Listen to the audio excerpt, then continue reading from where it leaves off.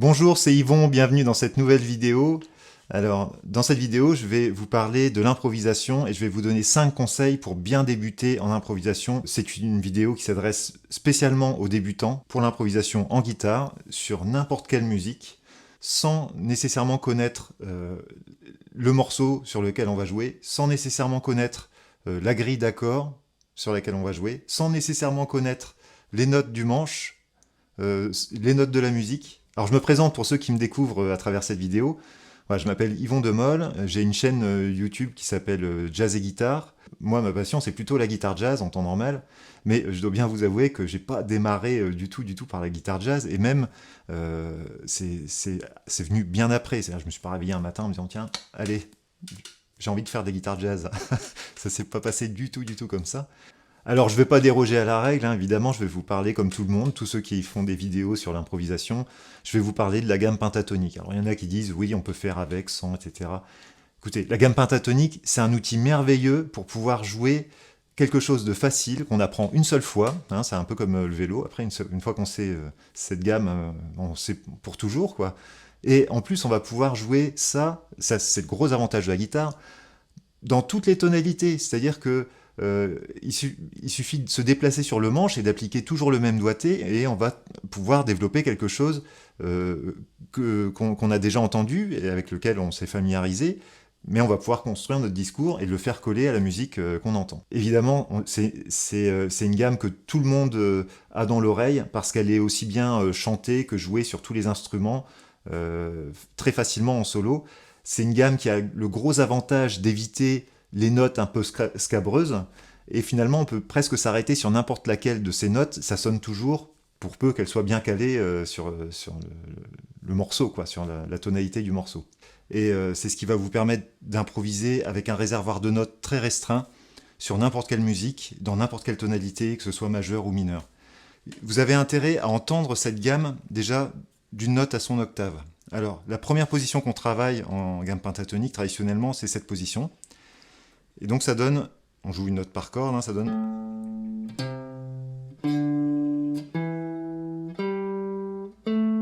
Et on peut poursuivre. Là, je suis déjà à l'octave, et à la limite, j'ai déjà assez de notes, hein, puisque j'ai répété, mais j'ai 5 sons différents. 3, 4, 5, plus la répétition de mon dernier son. Ce qui est bien pour avoir un appui par rapport à cette gamme. C'est-à-dire que c'est une gamme mineure, ici une gamme de la mineur pentatonique, mais surtout c'est une gamme mineure pentatonique qui s'appuie sur cette note qui s'appelle La, mais si je la joue ici et que je reproduis le même schéma, bah ça va s'appeler Do mineur pentatonique. En tout cas, ça sera une autre hauteur, c'est-à-dire qu'on a fait une translation, un peu comme un barré qu'on déplace sur le manche. Alors là, ça c'est le gros avantage qu'on a avec cette forme de gamme, parce que finalement avec une forme de gamme, on va pouvoir jouer, encore une fois, dans toutes les tonalités. Mais ce que je vous invite à faire, c'est déjà d'entendre correctement sur une octave par rapport à une harmonie, c'est-à-dire ici, c'est un La mineur. Alors si je fais...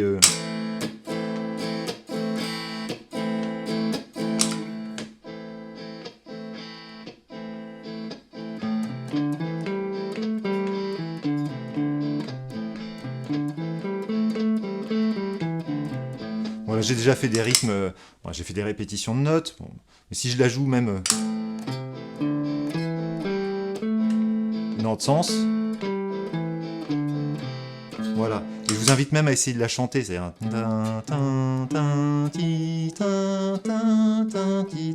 Il faut vraiment avoir ce son de gamme dans l'oreille. Alors, évidemment, la position complète, c'est... Alors, pour certains, je joue peut-être déjà trop vite, hein, si vous débutez vraiment la gamme pentatonique, mais voilà. C'est un ensemble de notes que vous allez devoir jouer, et ça, c'est plutôt rassurant, de manière conjointe. C'est-à-dire qu'on va faire des sauts de notes de temps en temps dans la gamme, mais assez rarement, finalement. C'est-à-dire que ça sonne déjà très bien en jouant la gamme telle qu'elle, en descendant, en montant, enfin voilà, vous allez entendre une suite de notes. Il suffit après de faire simplement des ruptures dans la gamme, de reprendre à un autre endroit pour repartir dans un sens ou revenir dans l'autre, enfin voilà. Et vous allez créer... En fait, votre improvisation, dans un premier temps, ça va se limiter à ça. C'est-à-dire au choix de direction de votre gamme pentatonique.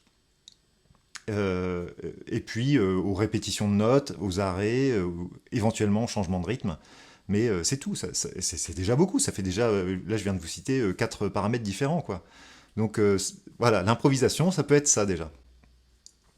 Donc je répète, vous devez avoir dans l'oreille le son de la gamme pentatonique ici joué à la 5e case, hein, donc dans cette forme-là, avec un accord de la mineur derrière. Parce que quand vous allez mettre en application vos connaissances d'improvisation, ça va être par rapport à ça. C'est-à-dire que vous allez entendre de la musique, vous allez entendre un accord, je sais pas, et vous allez chercher une note qui colle avec cet accord, et après vous allez reproduire le schéma. Et donc vous allez pouvoir comme ça jouer avec n'importe quel morceau dès que vous allez identifier un petit peu le premier accord d'un morceau de musique. Alors ça c'est pour la gamme pentatonique mineure. Et je vous ai dit que la gamme pentatonique en fait elle est mineure, et elle peut être majeure, ça dépend par où on la prend. Voilà. C'est-à-dire que pour chaque gamme majeure, on a une gamme mineure associée. Et il se trouve que ces deux gammes-là sont dans le même doigté. Donc vous n'allez pas devoir réapprendre un doigté différent. C'est ça qui est vraiment magique. Hein, c'est qu'on va continuer à apprendre cette gamme, qui est vraiment pratique, encore une fois, parce qu'on a 2 notes par corde, donc c'est en plus assez pratique à jouer au médiator, c'est-à-dire qu'on fait des allers-retours. Et on fait toujours le même mouvement pour passer d'une note à l'autre, parce qu'on n'a que 2 notes par corde. Voilà. Mais au lieu de démarrer de cette note-là, je vais démarrer de cette note-là. Donc là, au même endroit, hein, 5e case, mon index est à la 5e case. Donc je joue pas la première note, mais je m'appuie sur cette note-là pour démarrer ma gamme. Et je rajoute une note ici pour doubler la première note comme on avait fait pour la gamme mineure. Donc ça donne ça. Pareil, limitez-vous déjà à une octave, c'est-à-dire vraiment pour avoir le son. C'est-à-dire que si vous travaillez tout de suite dans une position, vous allez entendre un flot de notes, mais vous n'allez pas forcément vous rendre compte du son de la gamme par rapport à l'accord. Donc faites déjà ce travail-là. Et ces notes-là, vous allez les caler cette fois-ci sur un Do majeur. Donc je vais refaire ma rythmique en Do majeur. 3, 4.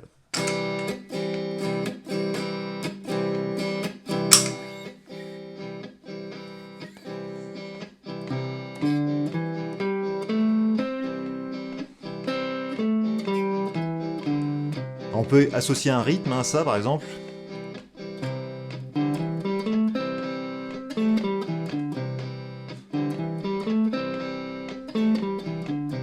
Déjà, c'est quelque chose d'assez musical.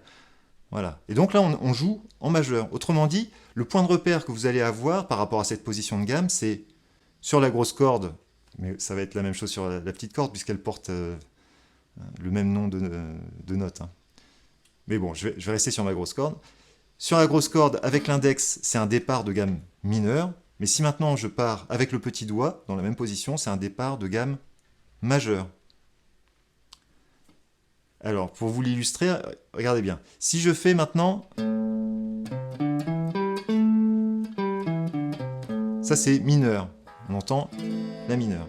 Mais si je voulais jouer sur un La majeur, en fait, je vais reprendre cette note point de départ, mais ma position, je vais la jouer ici. C'est-à-dire que comme c'est du majeur, je vais démarrer avec mon petit doigt. Et ça va donner ça. C'est toujours en La, mais on a changé de caractère. On n'est plus en mineur, on est passé en majeur. Je vais enregistrer La mineur, et puis du La majeur, et je vais passer de l'une à l'autre. Vous allez voir que ça fonctionne très bien.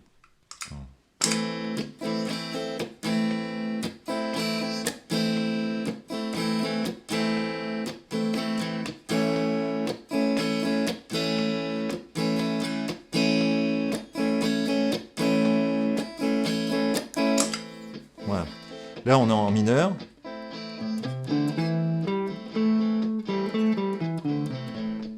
Là, je suis en majeur.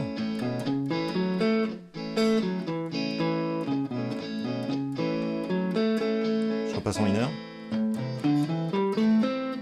Après, je peux poursuivre.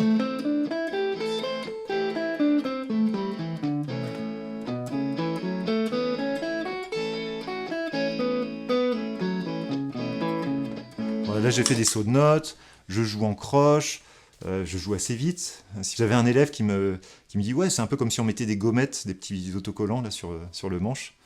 Hein, Jean-Marie, si.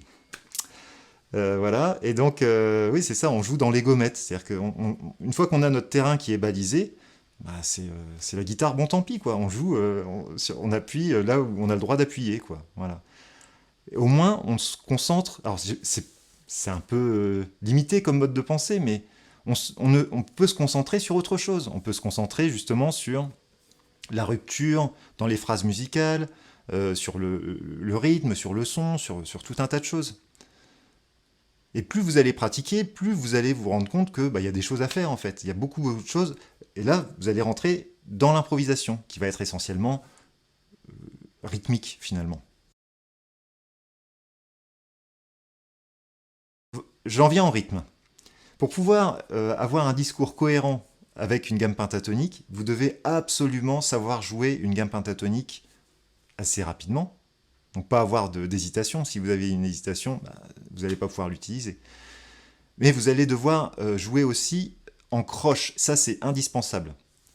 Ça veut dire que si on a un morceau avec une pulsation donnée, je sais pas, ça va être ça par exemple, et que je joue parallèle à la pulsation, c'est comme si je jouais des noirs. Donc ça donne ta ta ti ta ti ta. Même si je fais un arrêt, voilà, il se passe rien musicalement, il n'y a pas de surprise. Si je joue en croche, deux croches, deux croches, deux croches, deux croches, ta ta ti ta ta ta ti ta ti ta ta ta. Il y a déjà beaucoup plus de possibilités de jouer avec les rebonds de la croche qui va se trouver entre deux temps finalement.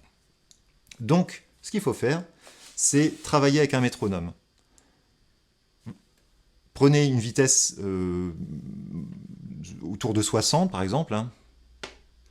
Je sais pas, ouais, je le fais au pied, hein, donc comme ça à peu près. Et puis là-dessus, vous devez pouvoir jouer en noir, bien sûr. Pardon, 3, 4. Donc en noir.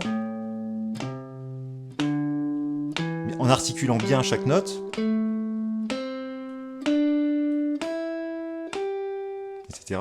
Mais aussi en croche. Alors en croche, ça veut dire deux croches, deux croches. Alors vous pouvez déjà commencer par doubler chaque note, hein, c'est-à-dire faire...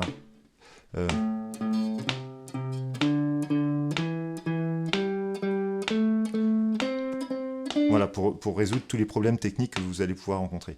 Ensuite, vous faites deux fois...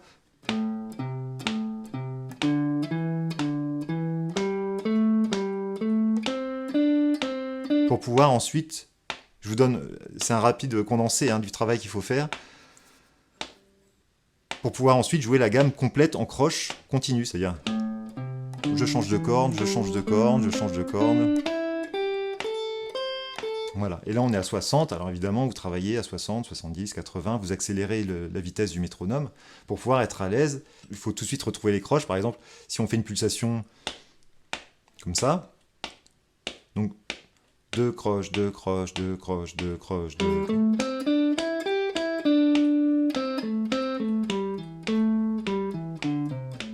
Voilà, là j'ai fait des petites galipettes hein, dans l'ordre des notes de ma gamme.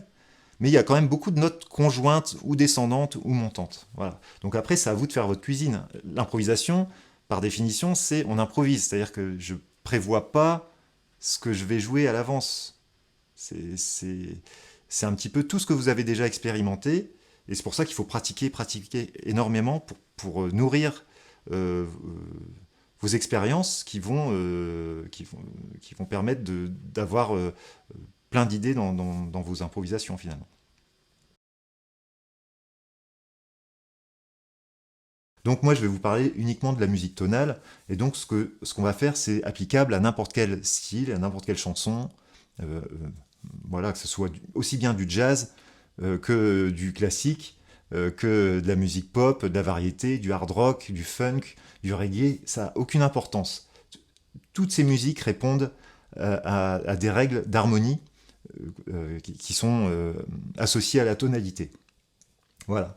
Et il y a très rarement des surprises dans ces musiques-là, finalement. C'est-à-dire que dès le premier accord, dès la première ambiance, le premier son entendu, finalement, on donne une information sur la tonalité. Donc c'est à vous de tendre l'oreille sur hop, le premier instant musical du morceau. Voilà, ça c'est la chose la plus importante. Vous entendez quelque chose, alors il y a toujours des exceptions, vous allez me dire, oui mais c'est pas vrai tout le temps.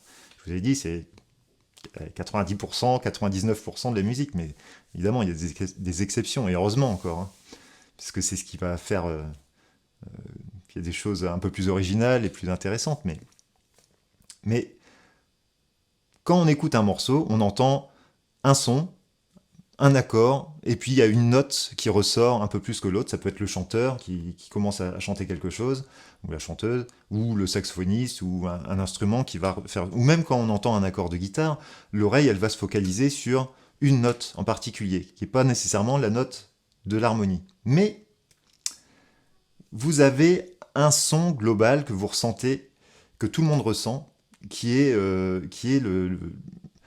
un indice sur la tonalité, et un deuxième indice, c'est une note que vous allez identifier un peu plus précisément, qui va vous aider à déterminer cette fameuse tonalité. Alors, il ne faut pas vous effrayer quand je parle de tonalité. Alors, effectivement, on parle de Ré mineur, de Ré majeur, de Sol mineur, enfin voilà. On dit un nom de note, alors, ça peut être Ré bémol, et puis on va dire majeur ou mineur, voilà. Donc il y a deux types de tonalités, les tonalités majeures, les tonalités mineures. Et en fait, nous, avec un seul outil, avec simplement la gamme pentatonique, on va pouvoir travailler sur ces deux tonalités. Et c'est ça qui est assez magique. Alors, j'en termine avec la théorie, et puis on va passer tout de suite à la pratique après. Mais évidemment, un autre élément qui est fondamental à identifier dans le morceau que vous allez entendre, une fois que vous avez identifié la tonalité du morceau, ou à peu près, vous allez devoir identifier le rythme. Mais en fait, le rythme, il peut y avoir plein de sortes de rythmes, plein de sortes de mesures, mais je ne parle même pas de la mesure. En fait, ce que vous allez devoir identifier, c'est la pulsation, c'est-à-dire le rythme régulier sur lequel s'appuie le morceau. En clair, vous entendez un morceau et vous tapez dans les mains en rythme avec le morceau. C'est juste ce que vous devez savoir faire par rapport au rythme, c'est tout. Voilà. Donc je mets un extrait au hasard. Alors, comme c'est des extraits libres de droit, il n'y a pas de chanteur, ni de chanteuse, et donc, quelque part, c'est plus facile de se repérer, peut-être parfois quand il y a un chanteur, ou quoique, c'est pas forcément évident. Mais bon, vous allez écouter l'extrait, et vous allez vous focaliser sur la première impression, sur le premier accord, le premier son, et vous allez essayer de trouver ce son sur votre instrument.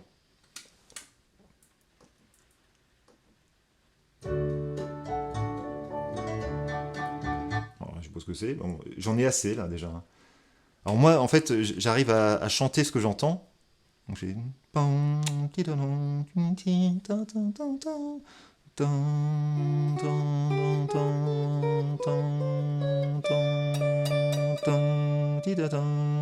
Voilà. Donc moi je fais comme ça. Après, vous pouvez le faire tout en jouant, hein, c'est-à-dire vous...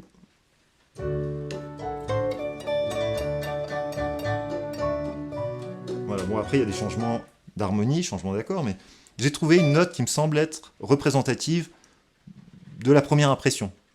Et donc cette note, pour moi, elle fait forcément partie de l'accord de la tonalité. Pour ceux qui sont un peu plus avancés, c'est soit la fondamentale, la tierce ou la quinte de l'accord de la tonalité. Si c'est un morceau en Do majeur, ça sera forcément un Do, un Mi ou un Sol. Plus de 9 fois sur 10, c'est comme ça. C'est forcément fondamentale, tierce ou quinte. Et ces trois notes-là sont dans la gamme pentatonique de toute façon. Voilà.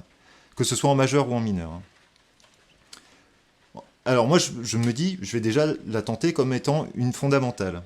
Donc c'est soit du majeur, soit du mineur. Si c'est du mineur, je vais pouvoir jouer. Et si c'est du majeur, je vais pouvoir jouer. C'est-à-dire que je pars de la même note. Et je vais développer mon motif. Alors je vais tenter en mineur déjà. Je remets au début. Alors ma pulsation, si j'ai oublié. Alors, voilà la pulsation. Donc ça veut dire que je dois jouer en 2 croches, 2 croches, 2 croches, 2 croches, 2 croches, 2 croches. Alors déjà ça colle plus avec l'accord, mais ça va revenir.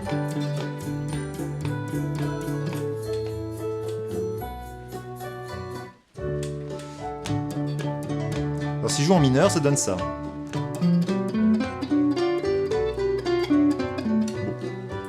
c'est pas convaincant. Donc, à vous de faire confiance à vos oreilles aussi, hein. Donc je repars avec le petit doigt maintenant. C'est mieux, hein, déjà. Hein.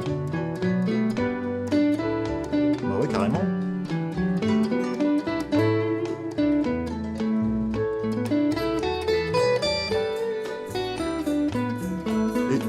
Les accords changent, et c'est ça qui est super. C'est-à-dire que comme on pense par rapport à la tonalité, même s'il y a des changements d'accords, si ces accords font référence toujours à la même tonalité, vous allez avoir une gamme qui fonctionne sur tous les accords.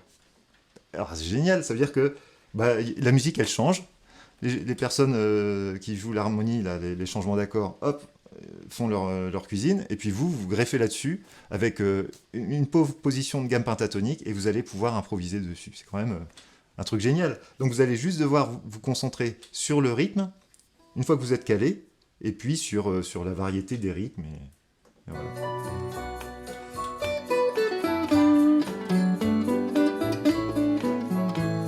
Alors, ça marche pratiquement tout le temps, hein.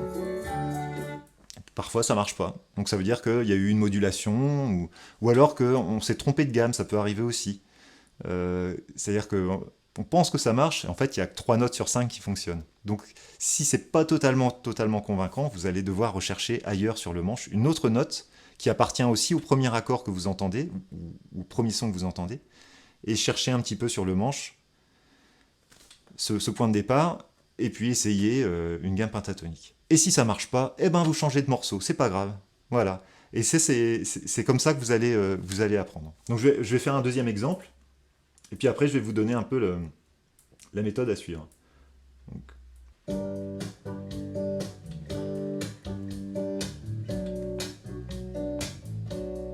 Voilà, très bien.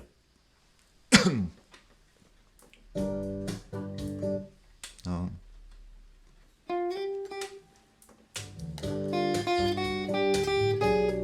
Ça c'était pas mal, hein, comme sur le premier accord.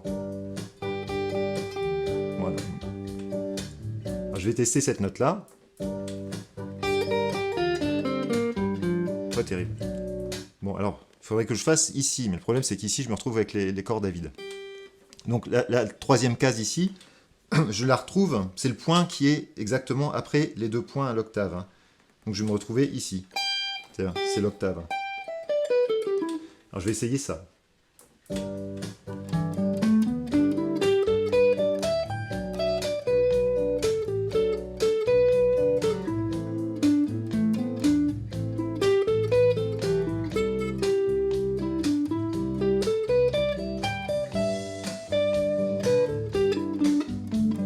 Voilà. En fait, là, j'ai déjà... Moi, je joue comme je le sens. C'est-à-dire que je sais qu'il y a des notes... Enfin, je sens qu'il y a des notes qui vont marcher mieux que d'autres sur tel ou tel changement d'accord. Donc, je vais tout de suite réagir. Et c'est ça, en fait, qu'il faut faire aussi. C'est-à-dire toujours avoir une interaction. C'est-à-dire que là, je vous ai parfait le coup de... Bon, on cherche la pulsation, on cherche le débit en croche. Tout ça, vous devez le faire pour pouvoir caler votre gamme. Et une fois que vous avez trouvé la bonne gamme, le bon rythme, après, vous devez faire bien attention que cette gamme, que les notes que vous jouez soient jolies, esthétiques. Hein. C'est-à-dire que là, il faut faire confiance à votre oreille et votre goût. Voilà. Contrairement à une démarche beaucoup plus théorique, hein, j'aurais très bien pu vous dire, bon bah voilà, c'est un morceau en sol majeur, après il y a un si mineur, etc. Et encore, hein, là, je vous dis ça, franchement, je clique au hasard, hein. J'ai plein d'exemples sonores, là. Je ne sais absolument pas ce qui va sortir.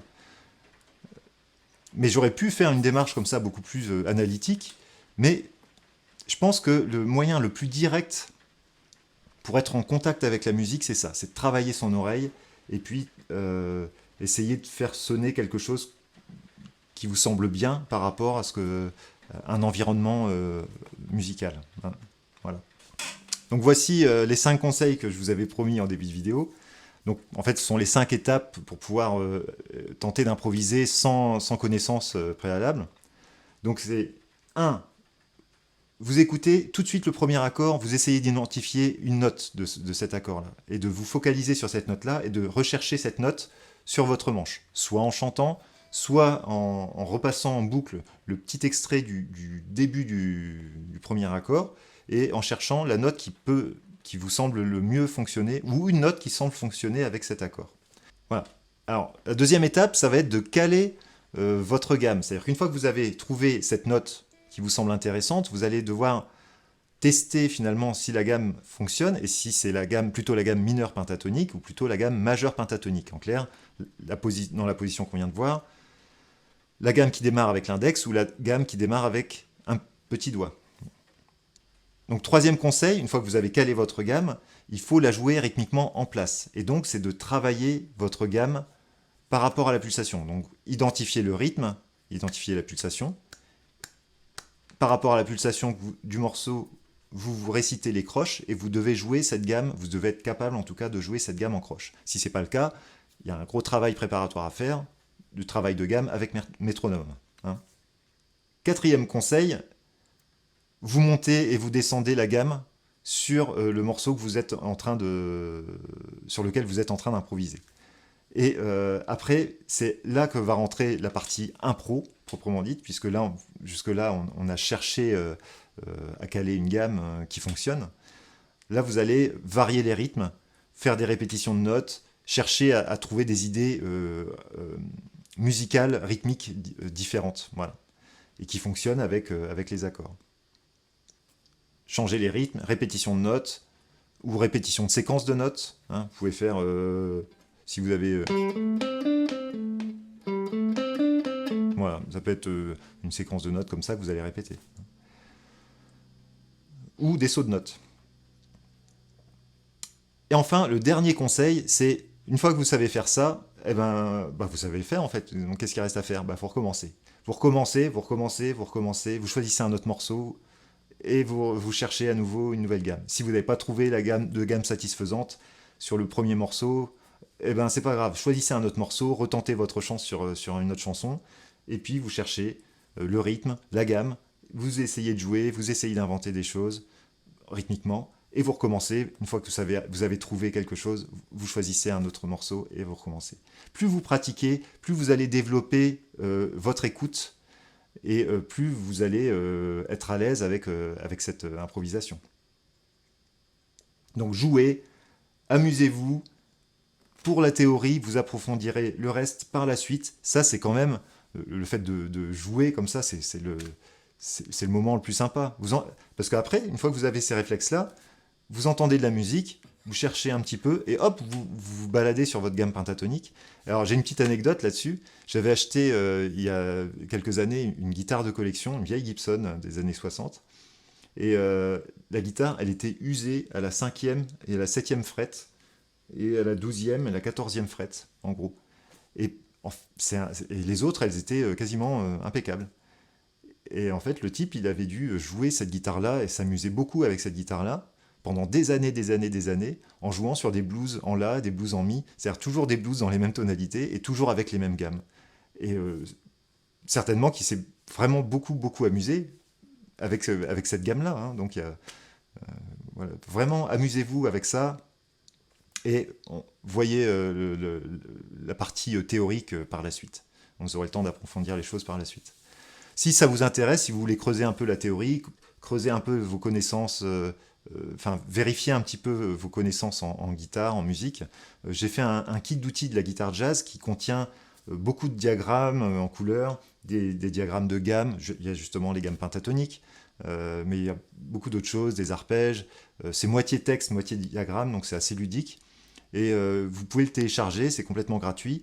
Donc pour pouvoir accéder à ce kit, il suffit de regarder dans la description en dessous de cette vidéo. Il y a un lien qui vous permet d'accéder à un formulaire, vous entrez votre adresse mail et hop, vous recevez, dès la validation de votre inscription, vous recevez par mail ce kit PDF qui est un kit d'une 40aine de pages, hein, qui est assez complet déjà. Voilà, donc j'espère que cette vidéo vous a plu. N'hésitez pas à la partager, à la commenter. Voilà, c'est toujours incomplet, mais j'espère vous avoir donné des clés et surtout l'envie d'essayer d'improviser. Donc je vous dis à très bientôt.